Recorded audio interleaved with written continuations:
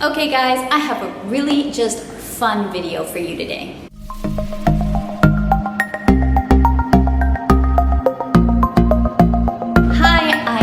From 7 and All. I am a second generation homeschooler who is just starting out on the journey of bilingual homeschool with my young sons, and I am loving it. I love to make videos on this channel chatting about everything homeschool curriculum, sharing tips, sharing my own sometimes odd approach to homeschool life, and I would love for you to join me and subscribe to this channel.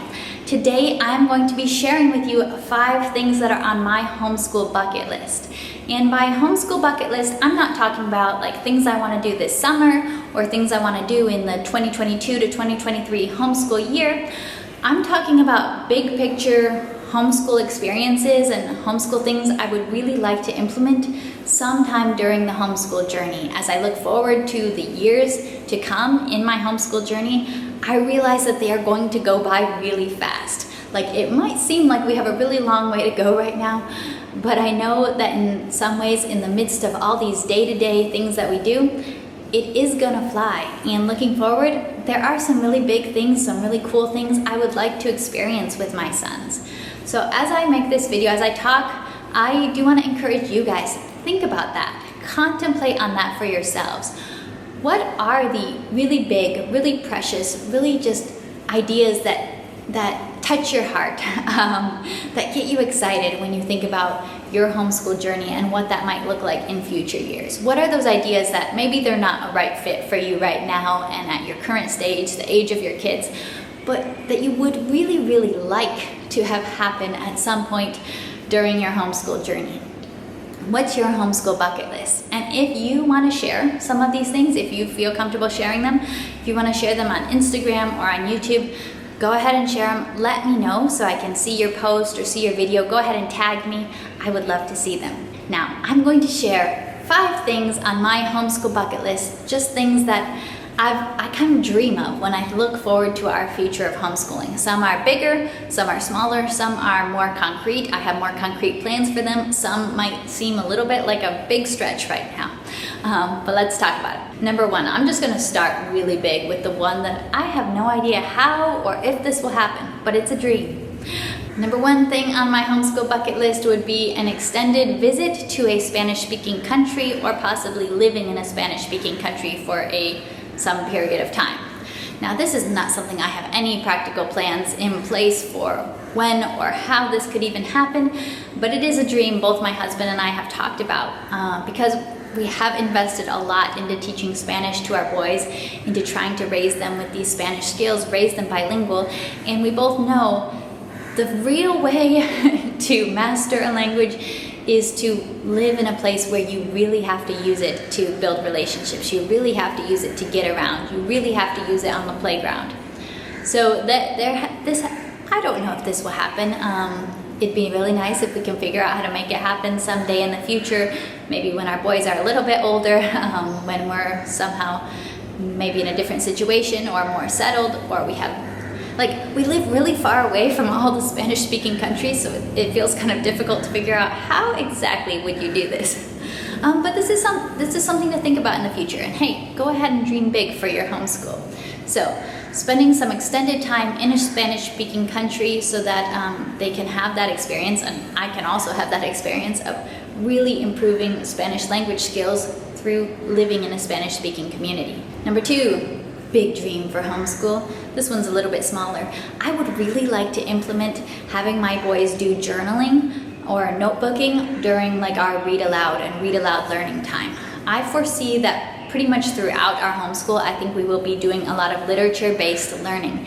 And an idea that I stumbled across years ago is having your children journal, either draw pictures or take notes or just write whatever they want to while they are listening to the stories and to the books that you are reading to them.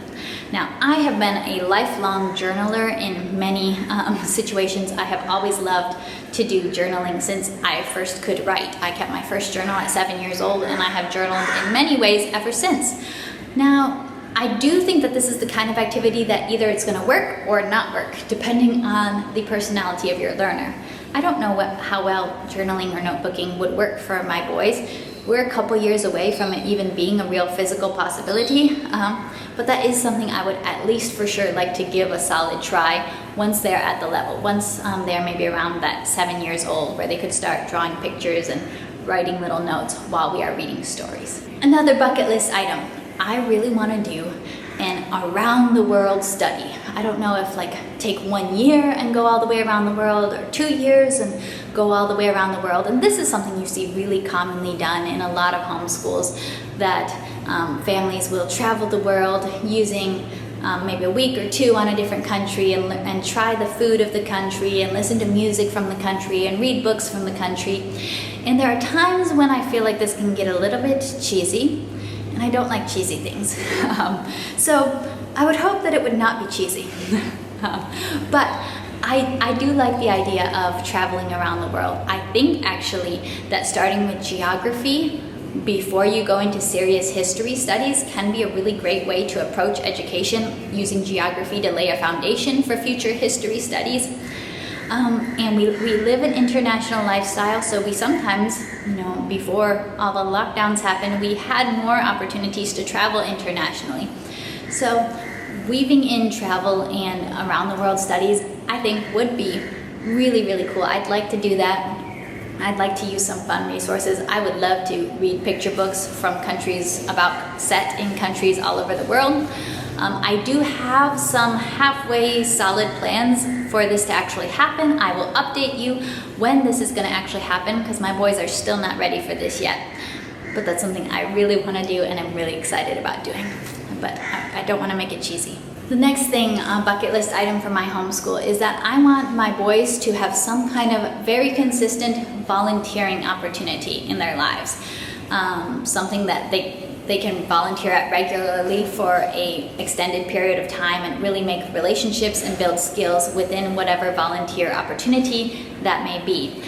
I believe that serving other people and not being paid, doing work without the monetary reward is very, very good for children's characters, to not always have to be paid for whatever you do, to realize that you were given skills, you were given time, you were given so much, and what you were given is not for yourself alone. You should always be seeking opportunities to serve your community around you. Now, I have, for many years, my volunteer work has been in tutoring kids. I do extra educational tutoring for kids who are struggling within their school system, and I love it. I love the relationships I've gotten to build. This is something that's very important to me, and I want my kids to be able to volunteer consistently within something that fits their skills and their passions. For me, it's teaching. I don't know if it's going to be teaching for them. I don't know what it might look like. Right now they are 2 and 4 years old, so it's a little bit early. They can join me when I am volunteering, but they're not exactly a help at this point. They add spice and flavor to the atmosphere, a little bit more excitement to the classroom, but they're not at that point yet of actually volunteering in a very helpful way. But that is something I would like to be part of their homeschool routine, homeschool life, because I want to develop that value for work, even when you're not getting paid in them. And the 5th thing on my bucket list is I want to take a day off, not scheduled, not planned, and just do something crazy awesome.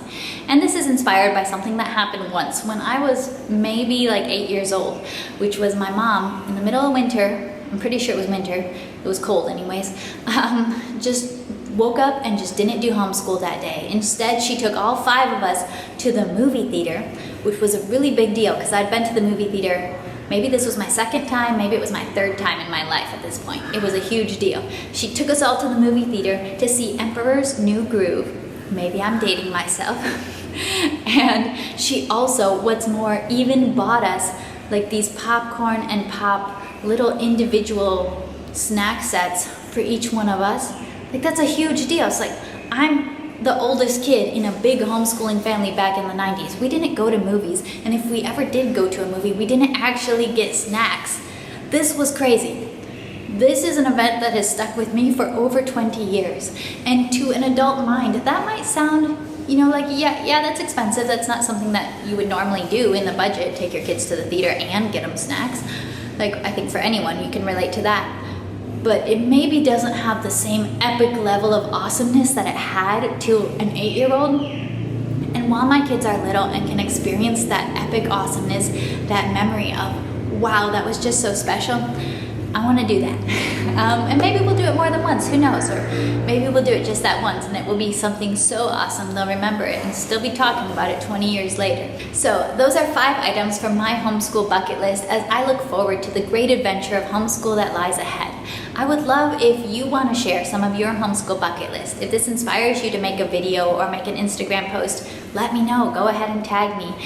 And I'm sure that your own homeschool bucket list would look totally different. It might look something like doing dissections from biology or doing things that I very much would not want to do. Every homeschool is going to look different. The things that are the big dreams and big things that you hope for in your own homeschool likely will look very different from mine because we're all different personalities in different situations, different goals, but I would love to hear them. All right, I will be seeing you next time. Bye!